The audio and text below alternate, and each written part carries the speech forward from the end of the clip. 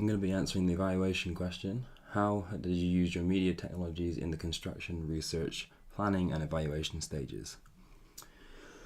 Well, to begin with, we use technologies in our construction by filming with DSLR cameras like the one I'm recording this on now.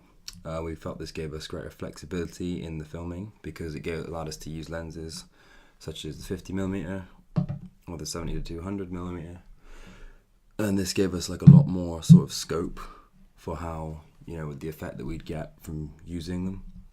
So for the large main performance shot that we used, we used this lens just because it's got a very wide aperture, as you can see there, and it's also got a good zoom. It zooms all the way into 200, and this was useful because it was quite a tight alleyway and we didn't really want to use a wide angle. This was so that I would fill the whole frame and that there wasn't any sort of distracting element in the shot. For the majority of our filming, you used the 50 and the 24, which are just wide angles. This is an f1.8 lens, which gives you a greater depth of field, and the one on the camera is a 2.8. We use that most of the time. We recorded at f4 for the majority of our video because it gave us the best sharpness to depth of field ratio that we could get.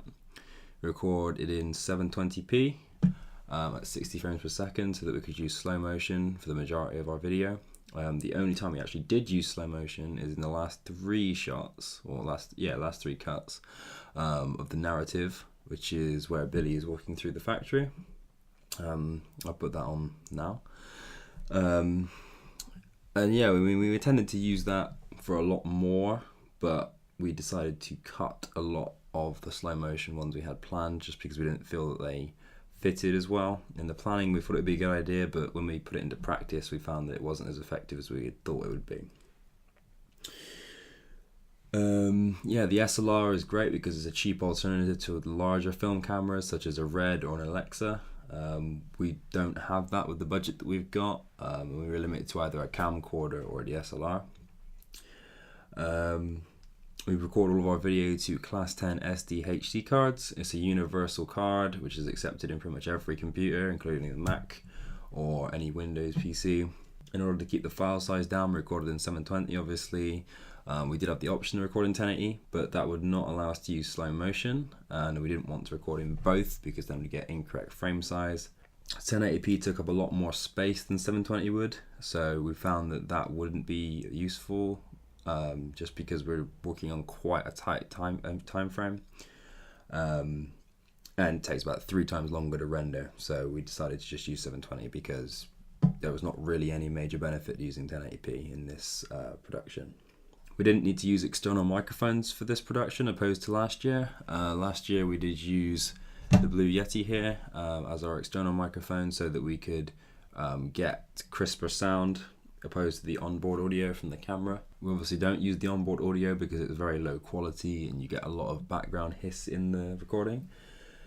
We use tripods. I'm using one right now to record my evaluation. It keeps the camera still and it allows us to record on our own if we needed to. For the main performance shot, you see me holding the torch.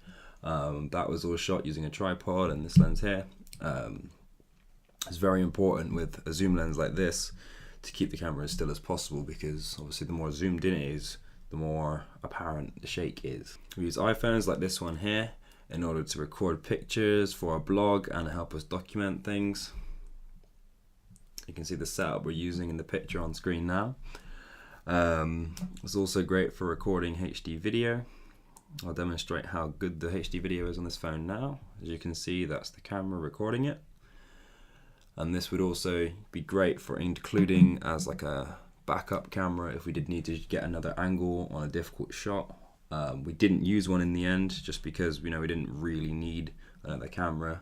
We made use of just the one. And the multicam shots that we had planned, we didn't actually shoot because when we put it into practice we found that it wouldn't really be necessary and it made more sense to keep it all to one camera just so we wouldn't have to spend time matching things up in editing. The iPhone, as I said, records in 1080p at 30 frames per second, which is the same as this is being recorded at now. We could use 720p on it as well, which is great because then we'd be able to match up our footage nicely, but as again, because it's just a camera phone, it doesn't have as much as many options available to customize along as with a DSLR would. So you can't white balance, you can't really set the aperture, you can't set the ISO, it's all automatic. So it's not really ideal, but it would have been good for a quick backup if we needed one. In terms of software, you used Adobe Audition. I'm using it to edit the audio from this video right now. We found Audition is great if we're using multiple audio sources. So my camera here is recording onto the input microphone, and this microphone here is recording separately to my laptop. And so Audition is great for sort of mastering the audio level from the microphone here, and makes it easy to bring over into Premiere so that we can match the audio. If you're wondering why I clapped at the beginning of the video, it's so that it would create an audio spike in the waveform, and then we'd also have a visual representation of when I clapped, so then it would be really easy, and we'd have like an anchor point to sort of match the audio and the video on the timeline, so that it would be perfectly synchronized with how my lips are moving and throughout the whole video, which is like a really good sort of practice that we use every time we go to shoot something. So last year we didn't use it because we weren't really aware of it back then, but now we are, and we found it's the best way to prepare a video is to just give a fair clap like that, and you get the audio from the microphone and the video from the camera, and it's very easy to match them. For the video editing, we use Premiere Pro. We're using Adobe CS6. It's just come out now. We didn't use After Effects just because we didn't really want to overdo our video and make it too cheesy. We just didn't really see any need for any sort of fancy 3D or any sort of transitions that weren't available in Premiere. And it just would have been a waste of time, really. There was nothing we could have added to the video that we thought would have improved it. As I say, with Premiere, we used all of Premiere for all of the video editing. We may have used Photoshop a little bit for some of the titles.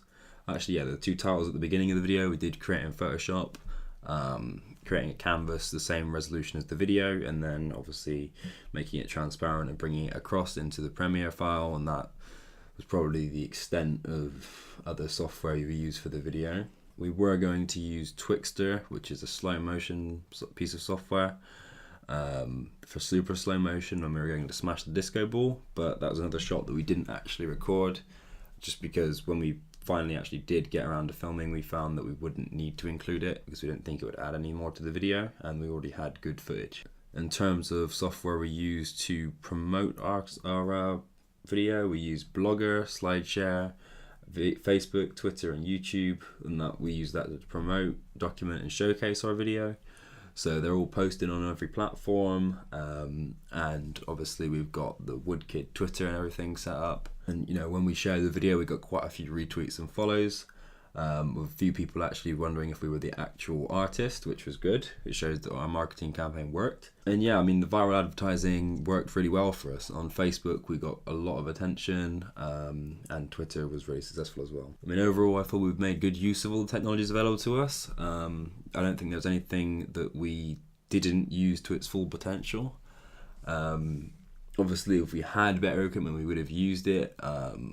But in terms of the benefit we would have got, I don't think we would have taken much from, say, using a camcorder or using a slightly better camera, just because for the purpose of our video, you could shoot that with the most basic DSLR. The D800 using to record now is actually a fairly advanced one, and that's probably got more capability than we would need to begin with. But yeah, I mean, overall, I think we fully understood each technology we've used. We've used it to its full potential, and I feel that our video is a perfect example of how well we've learned.